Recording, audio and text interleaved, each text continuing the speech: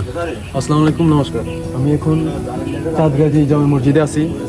তো এখানে আসার পরে কিছু প্রাকৃতিক দৃশ্য আর এই যে এটা 350 বছরের যে মসজিদটা, এটা দেখার পরে যেটা অনেক মনোমুগ্ধকর।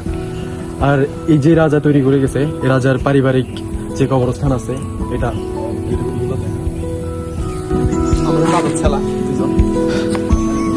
আমার এই যে আমার পাশে যে কথা বলছে আমার ফ্রেন্ডরা, চাঁদগাজী মসজিদ, এখানে লোকাল একজন মানুষের সাথে কথা বলা হয়েছে।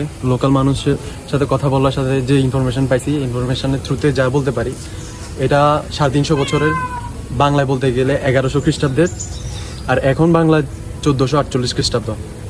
সো ওই ক্যালকুলেশন করলে বোঝা যায় যে 350 বছরের কাছাকাছি এই মসজিদটা, যেটা মাটি, চুন, পানি দিয়ে তৈরি। আরেকটা যে বিষয়, যেটা আমি কতটুকু সত্য বলতে পারি না, লোকাল যে মানুষটার সাথে কথা বলছি, উনি বলছে যে শাহজাহান যে তাজমহল তৈরি করেছে, তো উনি বললো যে ওনাদের কেউ বংশধর এই মসজিদটা তৈরি করছে।